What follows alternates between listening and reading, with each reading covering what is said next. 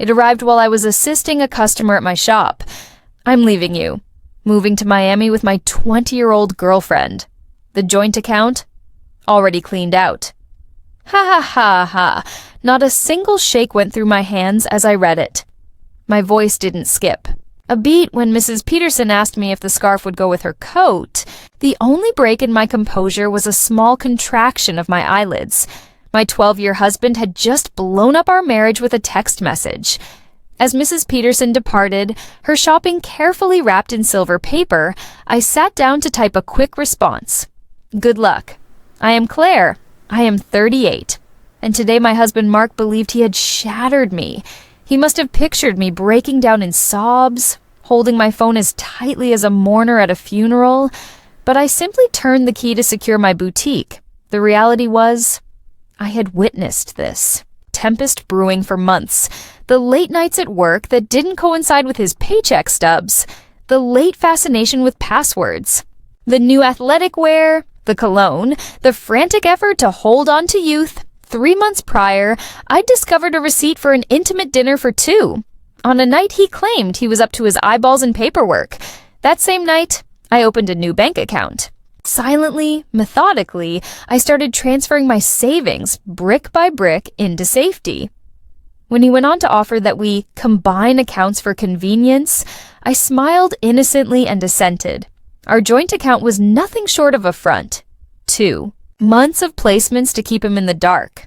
The rest of my cash, plus a scrupulous account of his many traditions of faith, was safely tucked away.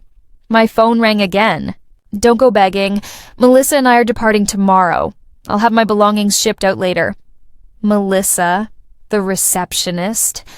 I'd watched her laugh too hard at his jokes during the office Christmas party, touch his arm when she thought she was alone, just out of college, foolish enough to believe she was unique. I didn't answer. Instead, I called the number I'd memorized months before. It's time, I said to my lawyer. He finally slipped, she asked. He just made his move. The documents are prepared. I'll submit them tomorrow. Would you have him served in Miami? I grinned. No need to hurry. Let him believe he's won. A further text arrived. This has to be difficult for you. You're not getting any younger. At least you have that small shop to keep you occupied. My little store. The same boutique I established from scratch. The one that made more money than his stagnant management career. The one that I never allowed him to lay hands on financially. Came close to laughing, picturing the certified letters awaiting him in Miami. That night, I sat in my grandmother's home, my home, the one Mark had attempted so many times to have added to the deed. Another intuition that I hadn't disregarded. Sorting papers for my lawyer, I came across our wedding album. There he was. Mark, 12 years ago, a different man. Before the midlife crisis, before the tight shirts that clung unflatteringly to his softening belly, before the slang that sounded absurd spilling from his 45-year-old mouth. My phone buzzed incessantly, each new message more arrogant, more venomous. I've been planning this for months. Melissa gets me in ways you never could. You'll be okay. You might even find someone closer in your own age group. Already informed my family. They see it too. It's nobody's fault. We simply grew apart. I saved all of them. Screenshotted, saved. Evidence. And then came the last text. By the way, I charged our plane tickets and hotel room to the joint card. Consider it my gift of goodbye. I sat back in my chair, the sides of my mouth twisting into a smile. Let him celebrate. Let him believe. Because Mark had no conception the game he just entered into. This wasn't the end. It was the opening move. In the dark revenge book, I called the credit card company, wine glass in hand. Mrs. Harrison speaking. I need to report illegal charges and have a card canceled right away. Yes, ma'am, answered the representative smoothly. Can you specify the charges? 2 first-class seats to Miami. Reserved today, hotel fees at the Royal Palm, and... I made my voice sharp. Take my husband off as an authorized user. Immediately. Do you have proof of the fraud? Oh, I do. I smiled into the phone. Text messages. My husband gloating about how he used our shared card to pay for his little getaway after he drained our bank account. The rep's voice remained businesslike, but I could have sworn I heard a flash of pleasure when she stated, "Charges removed, Mrs. Harrison. The account is safe." Tomorrow, Mark and Melissa would saunter into the airport anticipating champagne treatment. They'd find that instead, their tickets were null. Their hotel room vanished into thin air. Mark's another buzz. "Don't worry about the house. I'll let you continue to live there until you find something smaller." I laughed. My house. The house my grandmother had left me.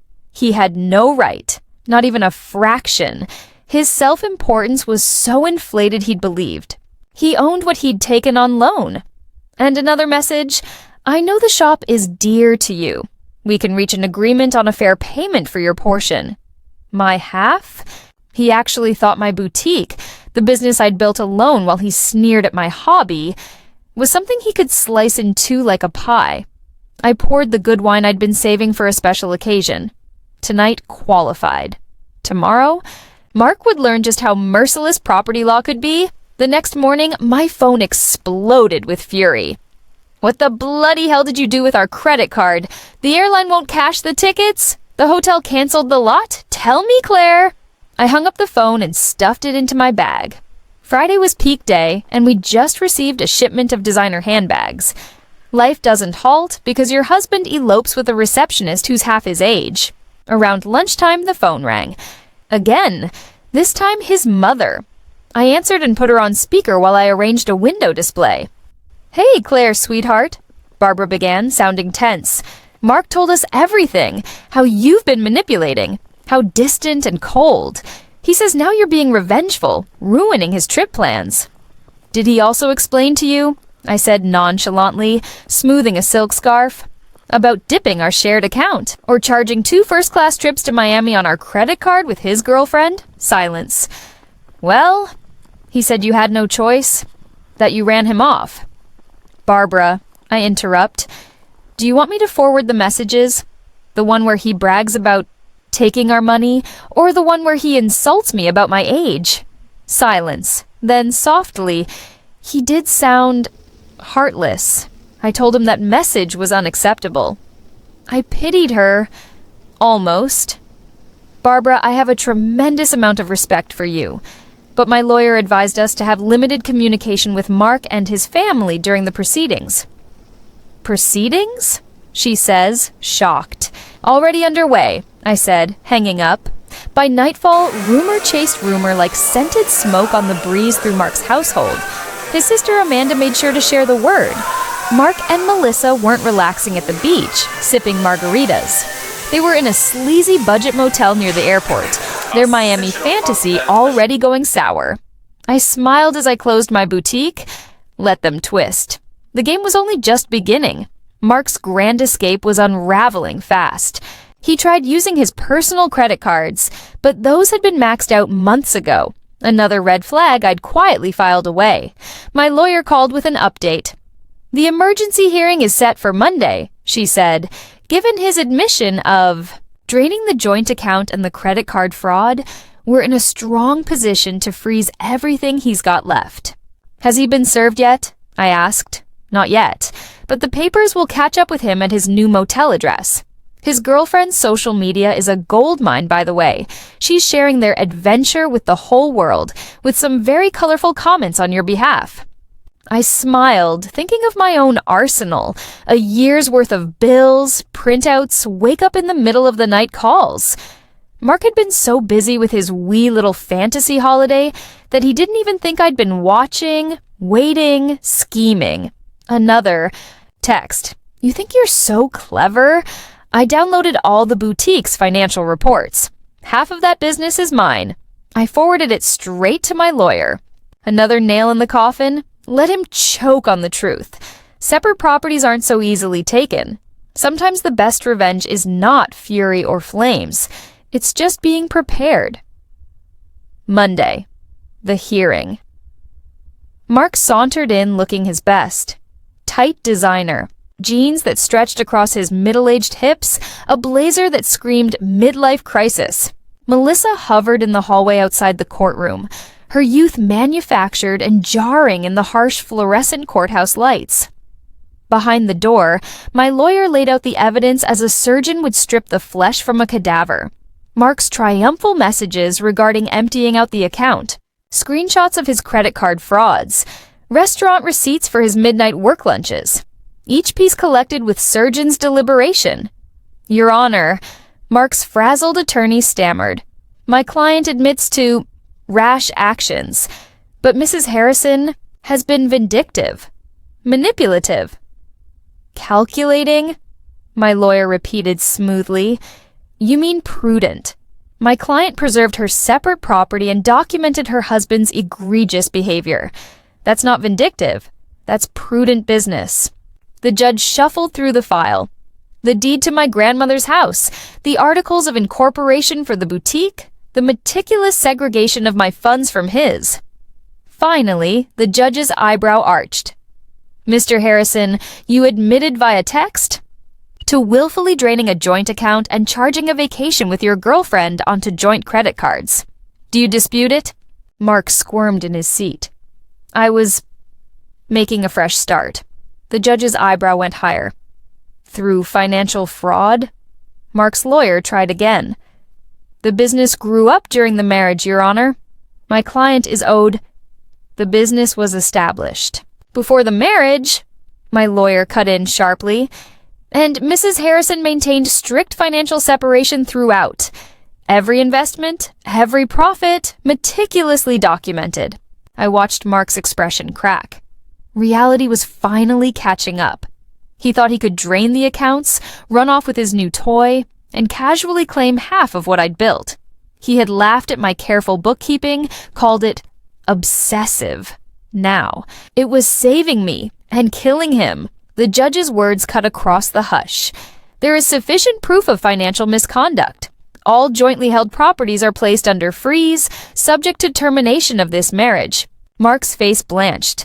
For the first time, he realized he wasn't the player. He was the pawn, and the dark revenge book had only just turned another page. The judge's gavel fell heavy and loud.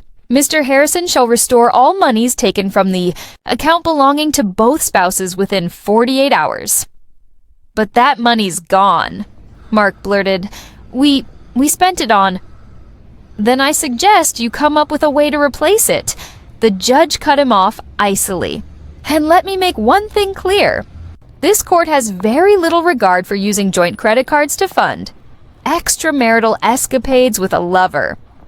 Before the courthouse steps, Melissa's voice echoed off the marble stairs. "Miami, Mark," she whispered nervously. I did not wait to listen to his reply. The sound of my heels, strong and sure, clicking on the floor was reply enough. I was returning to my business. The business he had never taken seriously, never understood. The weeks that followed were a slow bleeding for Mark. Desperation seeped through every move he made. He tried to claim the boutique was his concept, that he'd invested funds up front, that he was my silent business partner all along. Each lie melted the moment my attorney slammed down another file of receipts, contracts, and documents on the table. My meticulous record-keeping was a wall he couldn't climb. "He's falling apart," my lawyer said matter-of-factly. "Melissa's Instagram stories show they're at her studio apartment now. Guess a receptionist's salary doesn't support the Miami dream he preached." And then there were the calls. His sister Amanda first. Her voice was muted this time, lacking accusation. "We had no idea," she said. "He told me you were cold, controlling, that he needed to get away. But then we read his texts, the way he boasted about bleeding you dry. That's not the brother I thought I knew." Then his mother, her voice shattered over the phone. "The way he spoke of your age, of trading you in. I raised him better than that." I thought I did, but their calls came too late. What might have been support now sounded like rats abandoning a sinking ship. I let their calls go to voicemail. The boutique, ironically, took off. Word of my divorce spread around town, and women began stopping by just to provide solidarity. Many left with much more in shopping bags than they'd planned. My ex tried the same trick, one customer confided as she purchased a designer handbag. Thought he could strip me clean in the divorce. Men like that never expect us to be smarter than them. Mark's text still buzzed across my screen from time to time. Angry, manipulative, pathetic. You've ruined everything. I never meant to hurt you. You'll regret being so vindictive. That business would be nothing without my support. I did not stoop to answer him. Each message went straight to my lawyer, another brick in the wall enclosing him. I was told through the grapevine that Melissa's dream was turning sour. Reality was starting to dawn. Being confined in a tiny studio with a middle-aged man who could not even afford his own rent was not quite the champagne-filled hotel nights they had shared. Her statuses shifted from glam selfies to cryptic quotes about toxic relationships and lessons learned. Yesterday, she deleted her relationship status entirely. For a second, I almost felt sorry for Mark. Almost. Then I remembered his first text. The ha-ha after telling me he'd emptied our account. The sneer about my age. The smug belief that I'd collapse without him. Instead of sympathy, I felt something far sweeter. Pride. Pride in my foresight. In my quiet strength. In the way I'd built defenses while he underestimated me. And as the final divorce hearing loomed, Mark's fantasy of triumph had crumbled into dust. Gone was the cocky bravado. What remained was something else. Barely concealed panic. The dark revenge book wasn't finished yet. But Mark's chapter was closing fast. Panic was Mark's second skin. Melissa had left. Moved on to a colleague. Her own age if the gossip in his workplace was to be believed. When he showed up at the courthouse, the designer clothes were gone too. The wardrobe had been returned, sold off to cover a fraction of what he owed. He looked small in his old, worn suit, like a man pretending to be who he once was. His lawyer looked exhausted, probably from chasing loopholes through the maze of documents I'd kept so carefully. Your Honor, the man tried again. Despite the separate property records, my client assisted his wife's business to flourish by moral support. My lawyer didn't bat an eye. Moral support? She slid papers across the table. You mean these text messages? The ones where he called her business a little shop? Or perhaps these social media postings, where he mocked it as her hobby? The judge had heard enough. The verdict fell like a gavel of fate. I kept the house. I kept my boutique. I kept every single asset I had protected with foresight and patience. Mark. He left with his clothes, his car, less than the loan it was worth, and the bitter taste of defeat. You've destroyed me, he hurled at the sidewalk outside the courthouse. I'll have to move back in with my parents. I stared him dead in the eyes with no trace of sympathy. No, Mark. You destroyed yourself. I just made sure you couldn't destroy me too.